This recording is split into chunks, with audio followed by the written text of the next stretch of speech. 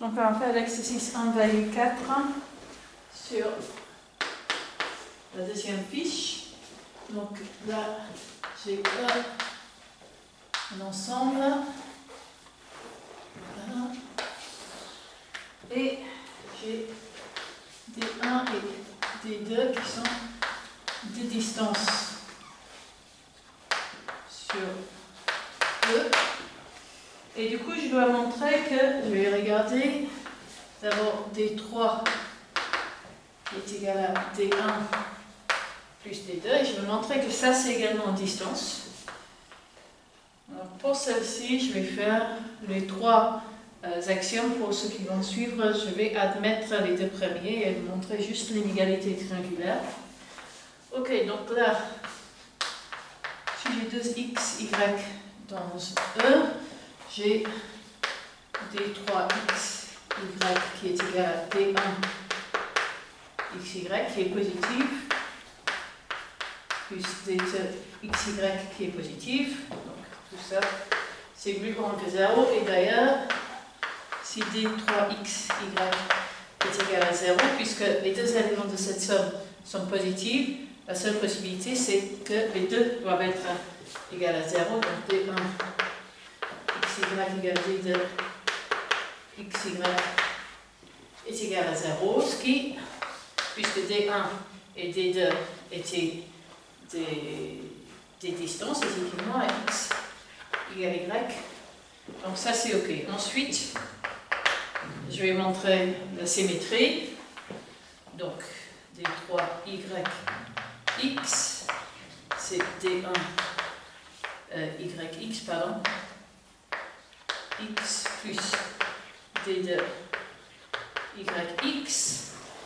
D1 et D2 sont des distances donc symétriques. Donc ça c'est D1 xy plus D2 xy, ce qui est D3 xy. C'est exactement ce que je voulais. Et comme toujours, le truc à vérifier surtout, c'est l'inégalité triangulaire. Donc je suppose maintenant qu'on prend 3 points dans E et je regarde D3 xz, c'est plus grand, c'est D1 xz plus D2 xz.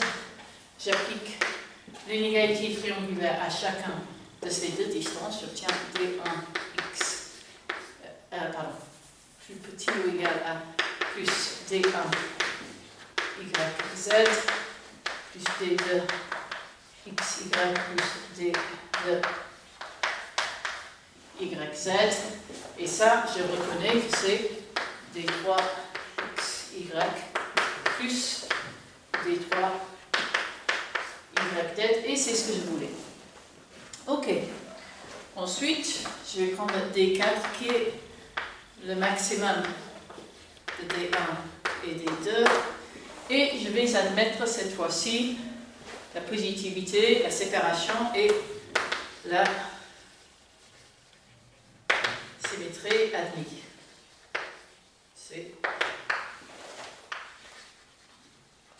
Et je vais juste regarder l'inégalité triangulaire.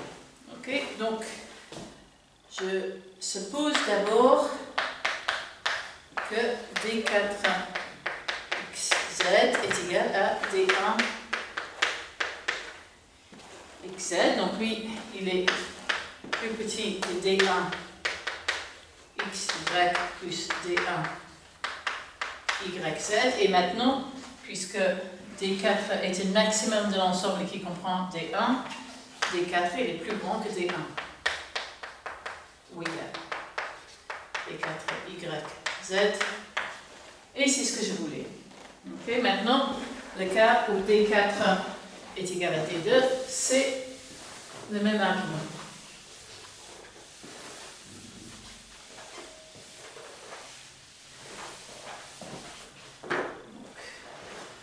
Donc, pas le même argument.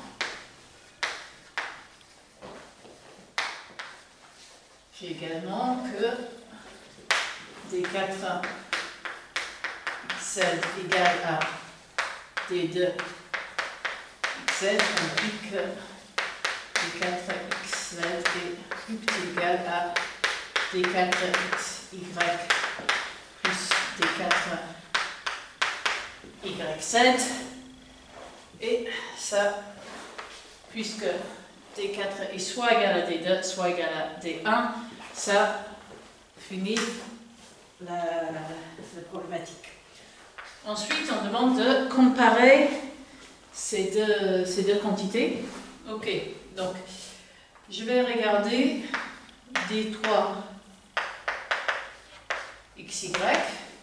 Donc ça c'est d1 xy plus d2 xy. Donc c'est égal au maximum entre ces deux quantités de x, y, plus le minimum de ces quantités x, y, et donc en particulier d3 est plus grand que d4 xy.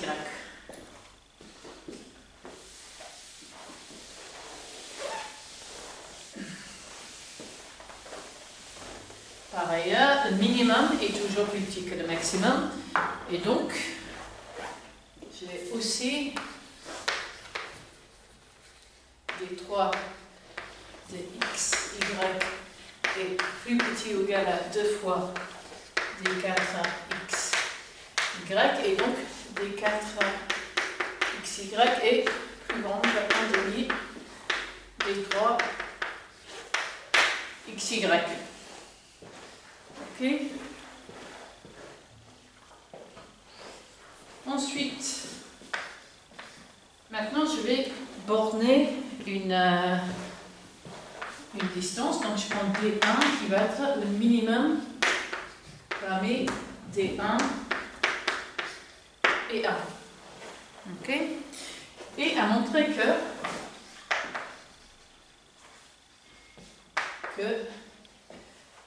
D1 satisfait que pour tout x, y et z, dans E, pardon, j'ai que D1 x, z est plus petit que D1 x, y plus D1 y, z. Ok.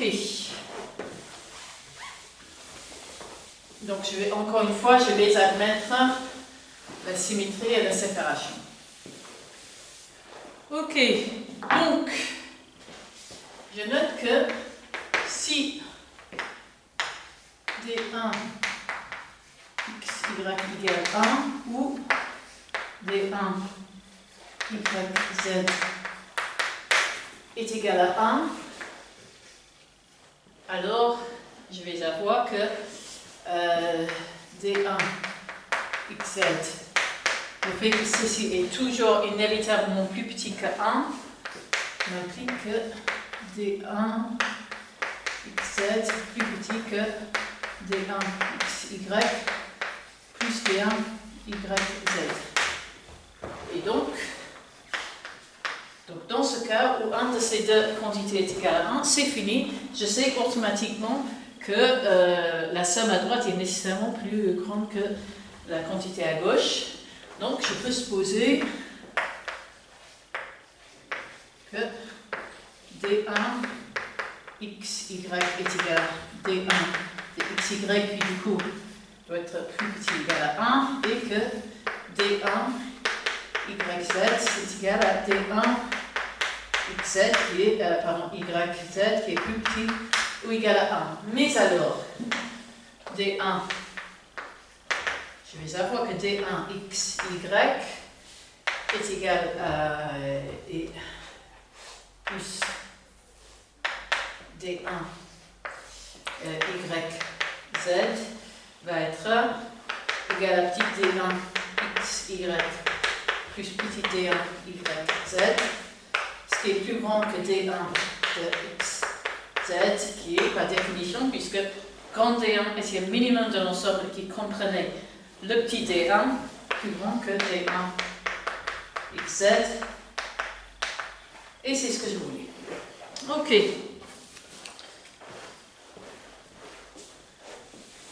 Donc après, on va utiliser tout ça pour construire des métriques qui me donnent simultanément des informations sur toutes les métriques des n en même temps.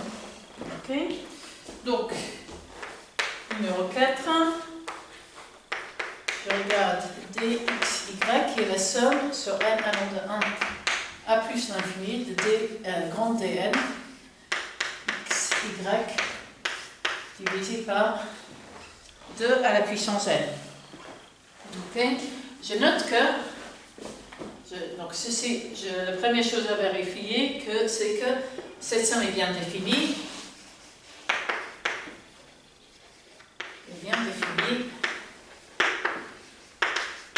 Car pour toute n, j'ai que dn x, y est positive et divisé par 2 puissance n est plus petit que 1 puissance n qui lui est une série sommable. Donc, j'ai une série positive bornée supérieurement par une série convergente, donc c'est une série et convergente. Donc, somme n égale 1 à plus l'infini dn xy sur 2 puissance n est non seulement convergente, mais absolument convergente, ce qui peut être utile puisque ça me permet de changer l'ordre des éléments si je voudrais sans changer la somme. Donc cette quantité est bien définie. Donc je vais encore une fois laisser en exercice la séparabilité et la symétrie, montrant que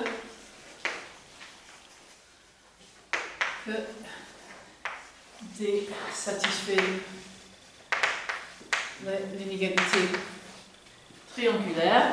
Donc là, je vais prendre dx z, c'est la somme sur n égale 1 à plus l'infini de dn xz sur 2 puissance n. J'ai une série absolument convergente que je vais borner en termes de deux séries absolument convergentes, donc je n'ai pas de problème à faire des inégalités sur chacun des termes. Donc voilà, somme de n égale 1 à plus l'infini dn xy plus dn yz divisé par 2 puissance n, ce qui est égal à d xy plus d yz. Et c'est ce que je voulais. Ok.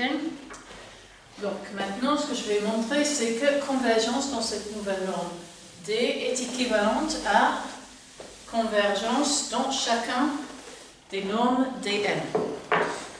Ok, donc à montrer que dn, xn, m, on va dire xm converge vers x dans la norme D, si et seulement si xn converge vers x dans la norme dn pour tout n. Ok? Notez que j'ai que xm converge vers x dans la norme dn, si seulement si xm converge vers x dans la norme dn. Donc, je vais montrer que xm converge dans la norme d vers x, c'est seulement si xm converge vers x dans la norme dn pour tout n. Ok? Donc, dans le sens direct, la convergence par rapport à d implique la convergence dans le rapport à dn. Ça, c'est une bande simple. Okay? Donc, je vais faire l'implication dans ce sens.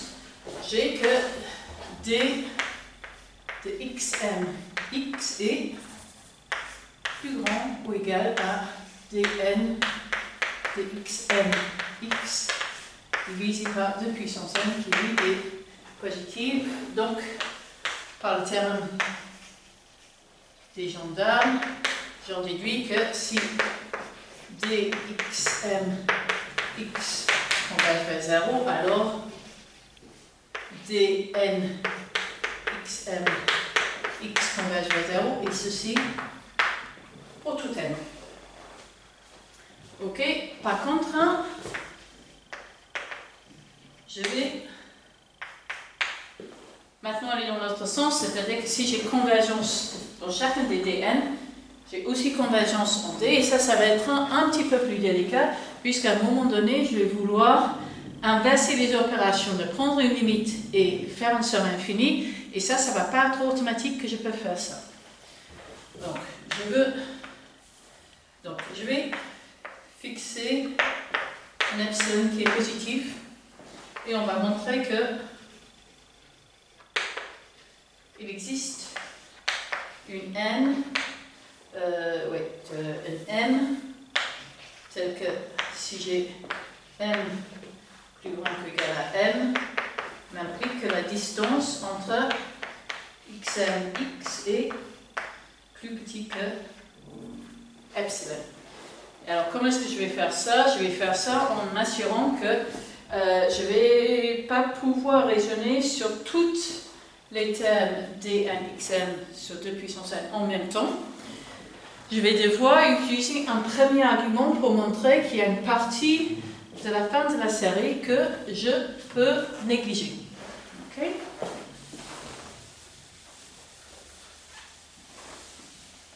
Donc, je remarque que c'est que si je fais la dernière partie de cette somme, donc de petit m égale n à plus l'infini de dn xm x divisé par 2 puissance n, ça c'est plus petit que la somme de n égale n à plus l'infini de 1 sur 2 puissance n, puisque les dn étaient bornés par 1. Donc c'est là que c'est très important d'être sûr que les dn sont bornés, c'est pour ça qu'on était obligé de tronquer la métrique dn, voilà, et ça, on s'est sonné, c'est 1 sur 2 puissance n-1, et ce qui est important ici, c'est que ce résultat vaut pour tout n. Donc cette dernière partie-là de la série, je vais pouvoir le négliger, et je vais pouvoir le négliger sans être obligé de choisir un n qui est assez grand.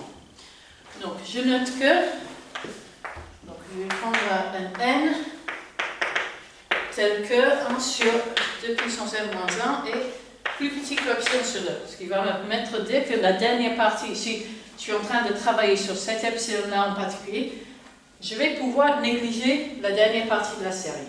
Ok? Donc, là, ce que j'ai, c'est que, pour tout m, la distance entre xm et x est, je veux dire, c'est la somme de petit m égale 1 à n-1 de dm n xm x sur 2 puissance n, plus la dernière partie de la série, dn xm x sur 2 puissance n. Et là, cette dernière partie, je vais pouvoir, voilà, je vais pouvoir le borner. Donc ça, c'est plus petit ou égal à la somme de n égale 1 à n-1 de dn xm x sur 2 puissance n plus 1 sur 2 puissance n moins 1 qui est supposé, excuse-moi, plus petit qu'epsilon sur 2. C'est même une inégalité stricte ici, puisque ici j'avais choisi n de sorte qu'avoir une inégalité stricte ici. Ok, donc pour l'instant, ce que je suis en train de faire, je n'ai pas encore demandé que m soit très grand. Ça vaut pour n'importe quel choix de m. Ensuite, je vais dire que pour toute n entre 1 et n-1, il existe une, je vais l'appeler mi, tel que pour toute m plus grande que mi, j'ai que des, voilà, mn, mn, dn, xm, x est plus petit que epsilon sur 2. Et donc maintenant, si je prends m qui est plus grand que grand m, qui est le maximum sur n allant de 1 à n moins, excuse-moi, avec n entre 0 et 1 et n moins 1 de mn, je vais avoir que dn xm x est plus petit que epsilon sur 2, et ceci, voilà, strictement, pour toute n dans cette quantité, dans cette région. Et donc,